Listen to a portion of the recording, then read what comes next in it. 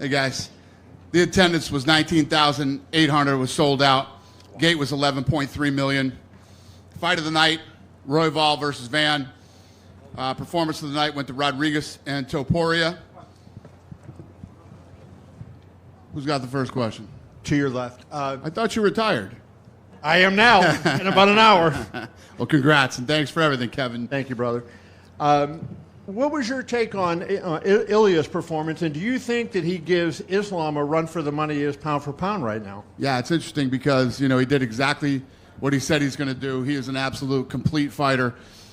Stand-up is beautiful, ground, grappling, everything. This kid's a star.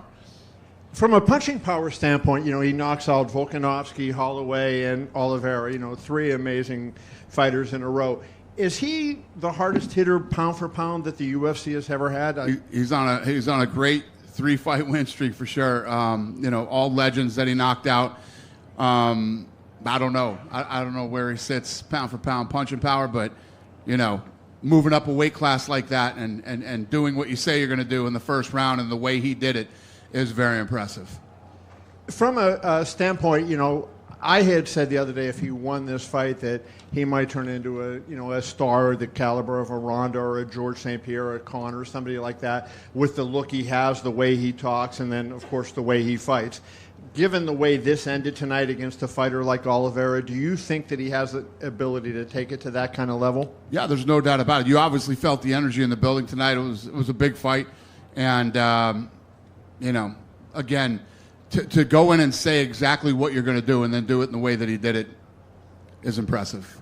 A couple other questions for me. Pantoja just seems like, he's, 35 years old, and he's getting better at this stage, and you rarely see fighters do that. What does that say to you when you see a guy that is 35 and this late into his career, and he still comes out fight after fight and is better? Yeah, impressive. And again, he's another guy, ended up getting the finish. I think you just said it all yourself. Yeah, I agree with you. And then just wanted to ask you about the fight between Joshua Van and Royval. That might have been in the top 10 fights in UFC history. I mean, that certainly was an amazing brawl. What was your take? Yeah, I agree. And literally there were texts flying around from the truck and me and the matchmakers, and basically going in the beginning of the third round, they had already, broke into the top 10 all time for significant strikes. And I think they ended up at 3 all time and, crushed the record in their weight division, and they broke another record too. So the other thing, I'm gonna pay Royval his win money. He took that fight with the number 12 ranked guy on short notice and put on an absolute war. So those two are both going to do well tonight, and it's absolutely positively deserved. And I know it's early, but how do you see a matchup between Pantoja and Van? I mean, you have Pantoja, the smart, wily veteran against this kid that's, also growing by leaps and bounds. Yeah, I don't know. It's a good question. Obviously, it's the fight to make right now. It's, the reaction that it got from the fans tonight, and we'll just have to see how that plays out. I don't know. I was going to ask you some other. For a kid who's ranked number 12 to come in on short notice and take on the number 1 guy in the world who was highly motivated to win that fight after the press conference the other day, where he said, "I feel like I'm the most disrespected fighter in the sport," and then he knows he's going to get the title shot. He came to win tonight. So I was going to ask you another question, but since I'm retired, fuck it. Thank you. Deal. Dana, Ilya, after the fight, he called in Paddy Pimblett and brought him into the cage, and they had a face-off. Obviously, they've got a long history together. I know there's a lot of options on the table for Ilya, but when he shows that type of interest in a fight, does that make you want to make it? Well, I don't know who the hell let him in there. That should have never happened. Let's start there. I was already back in my room, or that would have never happened. But I don't know. Yeah, I don't know. I don't really think about that stuff tonight, other than, obviously the Van fight. But, we'll see. We'll see how this plays out. And he's mentioned that he would obviously love to fight in Spain, but he doesn't want to do it in the middle of the night that you have to do with European pay-per-views. But given what a star he is and the following that he has, do you start trying to move things around? I know you said we want to go to Spain. Do you start thinking, how can we get him, in prime time in Spain over there? Yeah, I don't know. Spain isn't even an option right now anyway, so. Yeah. Joshua Van, obviously a star-making performance. We're all talking about him. Can you just talk about his rise? I mean, 2 years ago he's debuting in the UFC. He's 8-1 now. He takes out the number one contender. I mean, what have you thought of his rise? Well, tonight we had some people here who were first time ever to UFC events, and you know, one of the things that was said to me a lot tonight is how educated the fan base is, you know, as far as the fights go and everything else. And if you saw the pop that those two got tonight, you would have thought that they were both huge superstars. So, yeah, the kid's done all the right things, and tonight he was given an opportunity on short notice, and he went in and absolutely delivered. I mean, that's what I love about this sport, and that's what I love about giving guys opportunities. Yeah. Can you give us the story on why you were willing to allow him in the cage? We don't matchmake on Saturday night, right? But it's clear that's the fight. Why did you say, hey, yeah, let's go ahead and do a face-off? Well, he's the number one contender, and I just said that, you know, the winner of that fight would get a title shot. So, and obviously the fans, you know, wanted to. My thing with with Topuria is his wife and kid are in the octagon. You know, that's not the fight. It's just, yeah. It was fun to watch. It shouldn't happen. It was fun to watch. Well, that's not really what we do. Give a shit if it was fun to watch or not. It's just that shouldn't happen. Plus, he wins a second title in a higher division. It was a bad call by whoever the hell let him in there. Last thing I wanted to ask you about International Fight Week. Obviously, you're super busy. BJJ, power slap, little touch of boxing as well. Then, of course, the event tonight. Is that kind of the blueprint for like every UFC pay-per-view week to have all the brands kind of on display at the same time, or is this just a special week with it being International Fight Week? Well, it's obviously International Fight Week, and it's, you know, this whole week is everything fighting. But yeah, I mean, we did a takeover in a couple of cities. You know, we have enough sports properties now where we can make a whole week out of it. So we'll see. Dana, just one from me. What happened in the PI in Mexico? They think it was the sauna. So we don't know yet. We still don't know exactly, but all signs point to the sauna. Some wiring, something went wrong, and it caught on fire and did some real damage. We're just trying to figure out how bad the damage is, and more than anything, how long is it going to take to fix? Could it be a total rebuild, or is it we're still early? I don't think it's a total rebuild. I mean, there'd have to be some serious structural damage to, like, you know, the metal beams or the concrete or something. I don't know anything about this shit, but, you know, it caught on fire, and we'll see how long it takes us to fix it. Dana, if we can piggyback on your previous answer about this week, beyond Fight Week, International Fight Week, but this week in Las Vegas, it was a decade ago. June was a little bit of a slower month, but it started last Sunday. We've had nothing but eyes on Las Vegas, whether it's WNBA with Caitlin Clark here, the groundbreaking for the A Stadium, then International Fight Week, Canelo Crawford. Las Vegas is easily taking over a sports capital. Can you just comment on the entire week and the eyes on this town? Yeah, I think it's always made sense that if sports organizations could get past all the gambling stuff, which they have, this is a serious sports town. And I always say this, if there's an away game, everybody's going to go to Vegas for an away game. It's just you can come in on depending on what it is, you come in 2 or 3 days early and make a whole trip out of it. So, you know, every sport, I mean, there's going to be fucking ping pong here pretty soon. Everything's coming to Vegas. Done with me? Yeah, Dana, go ahead. Here. Jose Delgado and Terrence McKinney, they won fights within a minute. They finished their opponents. Not to take more money out of your pockets, but are they going to get taken care of? Yeah, I mean, we always, you know, I tell you who won the, you know, the bonuses, but everybody that does well does well. Awesome. And one more from me. John Silva, he's got a crazy life story. He's been finishing everybody. At the UFC fan experience, he was jumping into the crowd. Do you think he's one of the UFC's next biggest stars? We'll see. We'll see. Obviously, you know, next fight's big, and you know, it's on Noche, and people are excited for it. I'm excited for it, so we'll see how it plays out. Thank you. Thank you. Dana, Yep. to your right. To your right. Yeah. Is there a medical update on Jack Hermanson? Because that was a pretty... Yeah, that was a nasty one. Yeah, I think he's good. Okay. Yep. Dan, over here in the middle. Is there any headway on Islam Makhachev and Jack Della Maddalena if that title fight's going to get booked soon? I'll let you know when we get it done. And just kind of piggybacking off that, obviously with Ilya's win, everyone's really excited to potentially see a future fight with him and Islam. I know that's the fight that people wanted. Ilya said earlier this week that if Islam loses that fight, he wouldn't give the opportunity for Islam to fight for his belt again.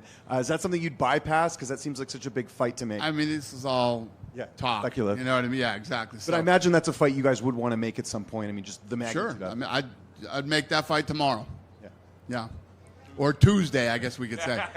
Yeah, go ahead. What, I want to ask you just about International Fight Week specifically. Obviously, it's the Super Bowl for the UFC. Can you just talk about, everything from the convention and Power Slap, how you felt like, I guess, did it live up to your vision of it in terms of all of the new things that the UFC has been doing for the fans and everything else all week? What is your question? Like, did your vision for International Fight Week, as UFC X has grown, Power Slap has grown, how is the execution of everything from your point of view for the fans? Yeah, no, it's been a hell of a week. I mean, it was our first ever BJJ event. It killed it. Slap was ridiculous last night, and and tonight's fight was great. It was a hell of a weekend, and UFC X was a huge success. So it was all good. Obviously, the UFC keeps growing. Are there any big things that you could tease that we might see at next International Fight Week, whether it be at the convention or anything else? What's the question? Are there any new things that you have in the works for the UFC X or anything else during the week? Yeah, I mean, every year that we do it, we try to evolve and get better every year. So, yeah, not right here this second. It's not even over yet. It was, we're just wrapping up. But yes, we will definitely do some different. Who the hell knows what I'll be into by next year? Thank you. Hello, Dana. Irati Prat from Marca in Spain. Can I ask in Spanish for quería preguntarte por la figura de Ilia Topuria. Tengo los números de cómo de seguida ha sido la pelea. Ha sido a las 6 de la mañana en España y los números son equiparables a un partido del Real Madrid, el mejor club del mundo, un partido de Rafa Nadal, uno de los mejores atletas de la historia del deporte, una carrera de Fórmula 1. Me gustaría saber qué significa eso para vosotros, para la UFC, que sea un atleta tan importante, una superestrella en España y a nivel mundial. Gracias. I just wanted to ask about this personality and the status of Ilia Topuria, because we have the numbers right now. The fight was at 6 a.m. in Spain, and it had numbers comparable to Real Madrid, greatest club in the world, Rafa Nadal, a great start in tennis, even Formula One races. How do you feel about the way that Ilia has taken things by storm? So he's saying he got the numbers from... Yep. ¿Tienes los números? You're good. Dijiste que... Well, if it did those kind of numbers, obviously I'm thrilled. And yeah, we know that he's big over there, and that people care. And like I said earlier, tonight, if you look at what he's accomplished in his last 3 fights, tonight was like his big coming out party. He moved up to win another title and did it in spectacular fashion. I mean, you couldn't do it any better. Like some Ali shit, saying I'm going to knock him out in the first round, and viciously knocks him out in the first round. Yeah, I think tonight was his big night. We have a star in our hands. So, si estos números son verdad, entonces, bueno, me imagino, por todo lo que ha hecho, además de la manera como lo hizo, bueno, como lo está haciendo, y además de hoy fue la fiesta que dijo, acá estoy, llegué. Porque básicamente, cosas como Ali dijo lo que va a hacer y lo hizo tal cual. Creo que tenemos una gran estrella en nuestras manos. Two questions, Dana, from Cadena Cope, from Spain. Volkanovski cow, Holloway cow, Oliveira cow. Is Ilia Topuria the best fighter in the world? Does he deserve the #1 pound for pound? You guys determine who the #1 pound for pound is. No, you. No, you. If I did, John Jones would be the #1 pound for pound fighter in the world. If I did, it would be Ilia Topuria. Well, there you go. You do it, so good luck. And Spain, Dana. I know it depends on the new TV contract, but, Ilia Topuria wants to fight on his country.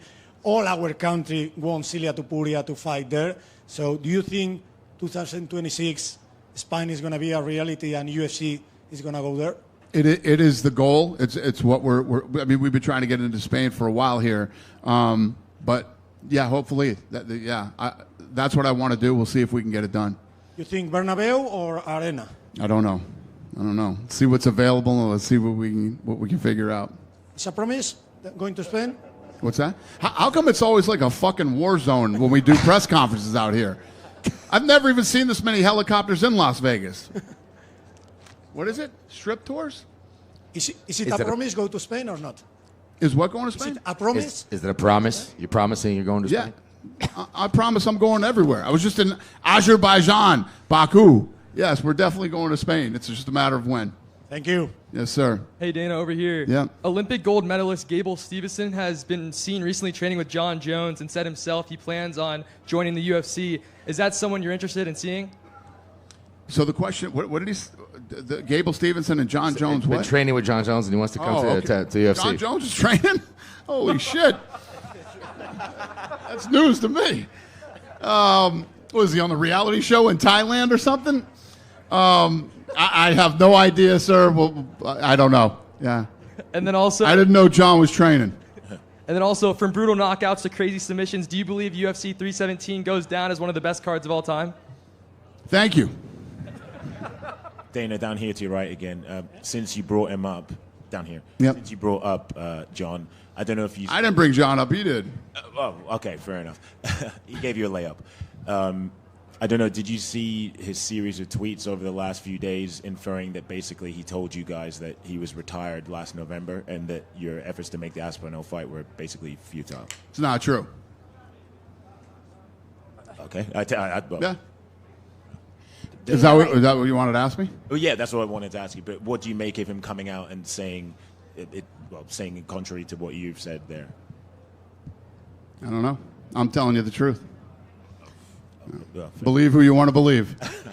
I don't know how to respond here, but fair enough. Thank you. Dana, Yep. over here. We Yep. know a lot of the talent nowadays stems from the Contender Series. You were mentioning a couple of days ago that we perhaps could see double the episodes on the new TV deal with Contender Series. So when you talk about that, do you envision maybe extending the current run we're on Contender Series, or maybe doing like another season like in the winter and spring and then the fall one that we have right now? We talking about Contender? Yeah. Extending it? Yeah, because you said we could perhaps see maybe double the amount of Contender Series we see now under the new TV deal. Let me tell you what about the Contender Series. I do it 365 days a year if there was enough talent. So as long as there's a big enough talent pool, I'll do it every week, forever. I love it. Yep. Right in the middle, Dana. What's that? Straight back in the middle. Hi. Hi there. You had Canelo and Terrence Crawford here for a press conference this week. What's it been like for you to get to see that fight come to fruition, given your boxing background? A lot of people don't understand, like, that you've come from boxing. Yeah. Oh, no, it's awesome.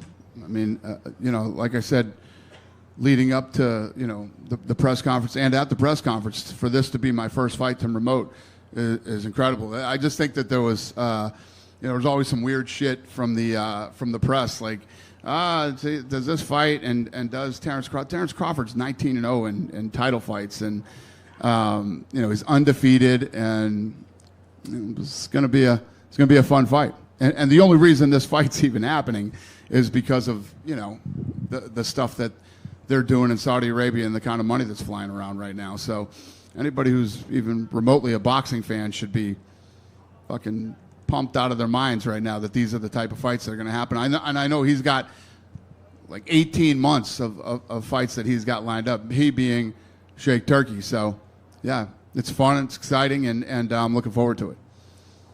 Hi, Dana. Yep. It's possible to ask in Spanish.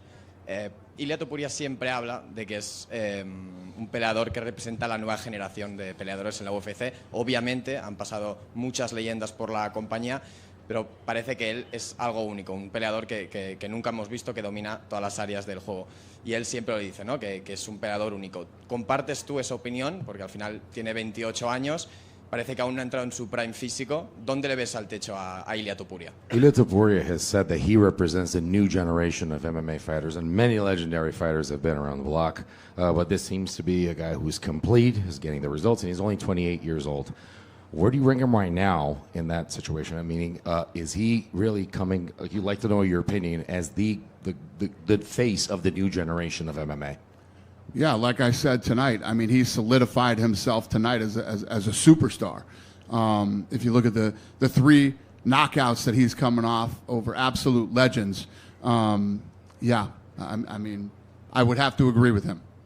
creo que estoy de acuerdo con él porque se ha puesto en una posición muy sólida de la manera como ha hecho. Mira contra 3 leyendas, contra quien ha peleado y con knockouts. O sea, creo que estoy de acuerdo con Ilya. Thank you, Dana. Thank you. Dana. Yeah. With Arman Sarukian weighing in as the backup, is he getting back in the good graces with you and the... Well, it's not about getting back in the good graces. It's about, the guy had the opportunity to fight for a title and didn't make weight. It's just, you couldn't fuck up anything worse than that. But he proved, now that he's not fighting for the title, and he was here as a backup fighter, he made weight, so it's definitely a step in the right direction. And to saying in that division, Justin Gaethje said that if he doesn't get a title shot, that he'd be thinking about retiring, and that he's basically inferring that you guys owe him a favor for him stepping in for UFC 300. I just wanted your thoughts on that. Listen, everybody has their opinions on. Listen, if you're thinking about retiring, you know how I feel about that. You should probably retire. We love Justin Gaethje, and Justin Gaethje did step up, and he's been an exciting, fun fighter to have here in the UFC. But to say, hey, listen, unless you give me a title shot, I'm retiring. That's pretty wacky. Thank you. Yep. Thomas Miller was here tonight. Obviously, we all want to see Tom back in the cage. He recently said that Cyril Gane deserves a correction. He said he got some unfinished business with Cyril Gane. Is Cyril Gane versus Thomas Pinol the fight you want to make for the return of Thomas Pinol? Gane Aspinall. I don't know. When we figure it out, we'll let you guys know. Happy 4th of July, everybody. Take care. Dana, one last one. Every time I stay around for one more, it's a fucking disaster. What do you got? Can't wait to hear this. Peyton Talbot tonight showed a pretty clear improvement since the Barcelos fight, especially in his grappling. What do you make of him as a prospect now, showing that kind of quick turnaround from his first loss? You just salvaged all the bad last questions there. It's a great one. Yeah, what an incredible fight. That one was looking like fight of the night until. Crazy. This is insane. And I got a question. T-Mobile and MGM, when are you going to build a real fucking building out here so we're not in a tent? This is crazy. How long's this been going on and we're in a fucking tent still? What did he say? This summer? Huh? For Canelo Crawford. For Canelo Crawford? I like. Is that an official statement from MGM and T-Mobile? So, great question. Both those kids looked dynamite tonight. It was a great fight. And I don't know what you were asking me about Peyton, but he looked incredible. And, yeah, I'm excited to see, what that kid does in the future. I'm excited to watch him grow and compete here. And thank you, sir, for making a great last question and not making me regret to take it. Happy 4th, everybody.